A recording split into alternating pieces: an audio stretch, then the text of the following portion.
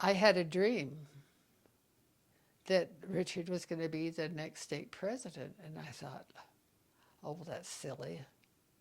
That's, you just think that he's too good, that he should be. He should have been, but anyway, I discounted it, and I thought, well, I won't even tell him.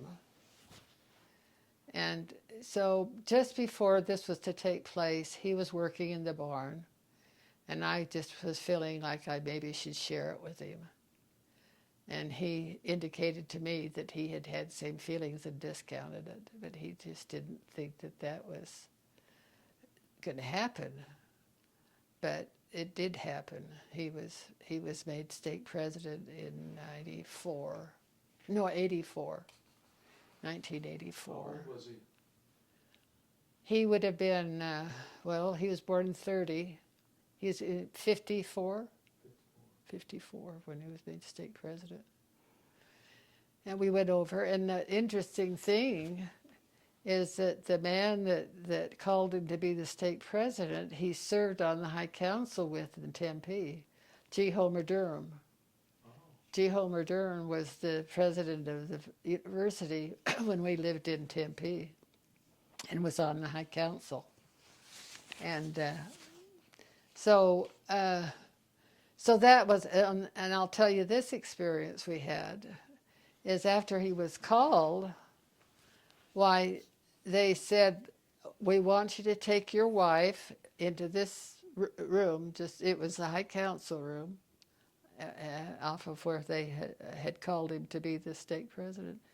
And we want you to pray for and tell us your counselors in 10 minutes. So we went next in the room next door, and we both knelt down and prayed and felt the Spirit, and Richard chose these two men that he had never. One he just vaguely knew from working with the city council. He had been on the city council, but he didn't know John Roylance at all. And John at that time was serving as a bishop. And so that's who he called. And those two counselors, John served with him the whole time that he was the 9 years. And Grady was called halfway through and was called to be the mission president of the not mission president, president of the Missionary Training Center in Samoa. And so they went off to Samoa, and then he called Brother Wright, George Wright, to be the other counselor. And those two served with him for the rest. And his executive secretary was Henry Bradford. And Henry Bradford is and was one of the most wonderful men that I've ever met. And he originally lived in Washington, D.C. area. He worked for the government. But he must have been in his 80s. No, it couldn't be late 70s, because he served under two state presidents as executive secretary. But I often told Henry, I said, Henry, I know who runs this stake. Because you are so efficient and keep Richard on his toes. And that was true. When a missionary would come and it's in casual clothes and for an interview to go on a mission, why, Henry would very discreetly say, elder, or give him by first name, and say, I think I would advise you to go home and get into a suit and come back dressed as a missionary with a missionary haircut. And he did that with all the missionaries. That was one of Richard's favorite things to do as a stake president, was to set those missionaries apart. And then it's interesting. I'll say this one more thing about him being a stake president.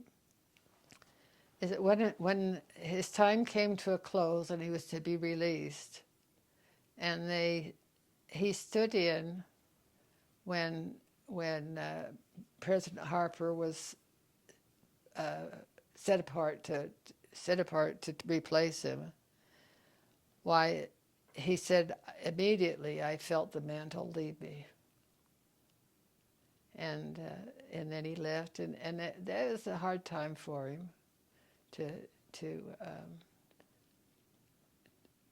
lose that mantle. But of course, there's a lot of other responsibilities that freed him up that he was freed up to take care of. But he was a wonderful state president, and he had vision. I keep telling you, he was visionary. When we lived in Boise,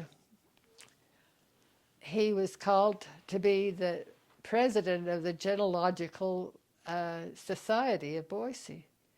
And they met in the State House. The State House had a library in the basement. And Sister Stocking, who was a member of the church, was the librarian. And Richard said, there must be some way that we can share these books with other members of the society that live outside of Boise. And so they began a lending library. And they would open up, it would be like, a branch library, in Idaho Falls or up in Coeur d'Alene, Idaho, or whatever, and Iola would ship these books to them, and then they'd have them for so long, and then they'd come back. They had quite a large library of family history books that were, of interest to people. So that was, that was before they had these branch libraries in the church. And so that was one vision that he had. And then when he was here in Mapleton, he decided to put a branch library in this church, or the Red Church, that was supposed to have been a stake center, but it wasn't used as a stake center, and there was room there for a branch library. And so he applied, and they finally okayed it. I worked about 8 years over at the BYU Family History Library. And when I told them they were going to have this library here in Mapleton, they just couldn't believe it. Why would we need a library in Mapleton when you're so close to the BYU? Well, Richard was visionary, and he put up a library there that was next to the best. Nothing was too good. And when it came to making copies, he said, we're not going to make any money. We're only going to charge the patrons what it costs us. And so I think they paid 3 cents a sheet for, instead where most places they were charging 5 and 10 cents a page. And he gave them everything they needed to make it work. And now there was another stake made. We were one stake when Richard was stake president. Now we have 4 stakes. And this recently, when they made this stake, why they took the Family History Library and put it in Springville, and used those offices now for this new stake president. So, but actually, if you researched it, that this Family History Library in Mapleton is the first in the church. Now look how many family history libraries are throughout the world. Wow. Branch libraries. It's just it's amazing to me. And everyone thought it was my idea because I'm so involved in family history, and Richard has supported me I didn't know about it until after he started procedure to do it. So he's a good. He was a good stake president. I was the steak caterer. It's like Tell us about that. I when the authorities on when we had conferences and we had authorities come and this type of thing. Of course, I asked for help, but I had to arrange to what we would feed them. This one time, I decided what would be a good thing to have. I don't know why, but it was this recipe that you make the night before. You take your bread and then you put your sausage or bacon or whatever in it, and then you put your egg over it and let it sit overnight. It's kind of a souffle. And I thought, well, that will be easy. You can do that the night before. So when it came time to serve it, it was still soup. I had just about died. So what'd you do? Well, we had scrambled eggs. That's about what it was. But you live and learn. Live and learn. And then I'll tell one more thing that while he was stake president, what happened is that they added an addition to this historical church, the white church, in Mapleton. And when it was finished, why the area authority came to Richard and said, "We want you to host a dinner for all of the stake presidents in Utah Valley in this new church." It was it was a cultural hall. While it was being done, I said to Richard, Richard, you really need a kitchen near that cultural hall. So he talked back to the Salt Lake and told them our concerns. And so they designed a kitchen. So this church, the white church, had 2 kitchens for quite some time. But it's now been remodeled and has only got 1 kitchen. But so here we're going to entertain all of the stake presidents, plus 2 of the general authorities. One was Elder Hunter and one was Elder Dunn. It took me 3 months just to get everything ready, dishes and tablecloths and all of that. And I ended up personally buying out of our own money 70 place settings of this. I think I spent close to $700. Wow.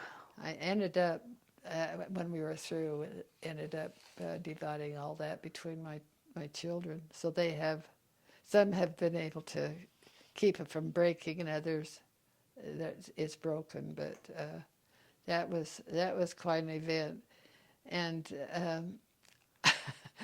I didn't want anyone working on Sunday. I didn't want them to break the Sabbath. So I decided that I would freeze everything ahead of time. And so I decided that I'd give them rouladen type meat for the meat. And then I can't remember what kind of potatoes we had. And then a vegetable. And then I froze rolls that could be baked. And so I told all the sisters, this Sister Oliver, who was the Stake Relief Society president, she was so good to help anytime I needed help. And I told her what I was going to do, and her daughter, I said, I want everyone to go to the meeting. And her daughter said, I'm not going to the meeting because I know what has to be done. And so anyway, she was the only one that didn't go.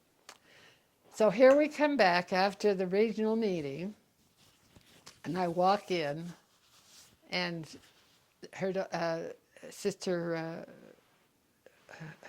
who did I say? Well, anyway, the Stake Relief Society's daughter said, the meat is still frozen, Loretta.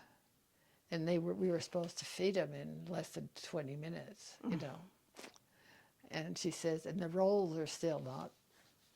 And I said, and the Spirit said, go home and get your pressure cookers.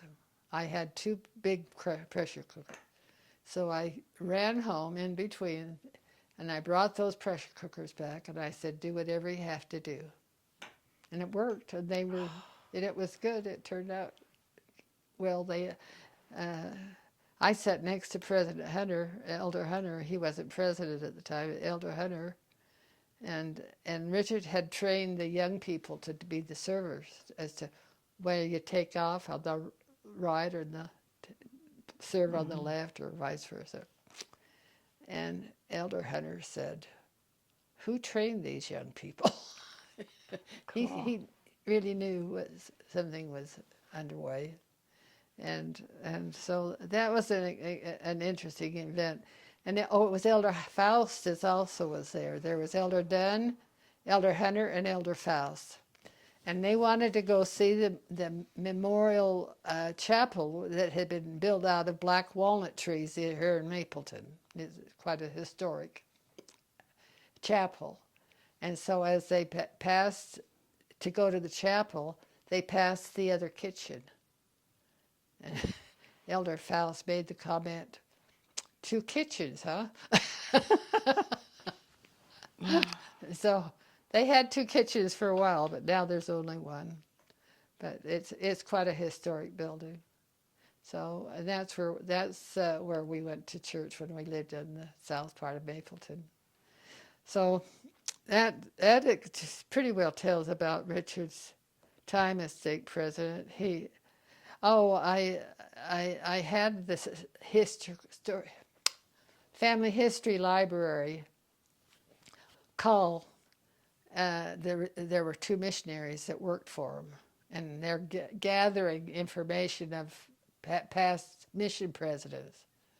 And she called and she said, Sister Nixon, she talked to my daughter. She says, we really would like to have all the records that your mother might have of her mission and with your father.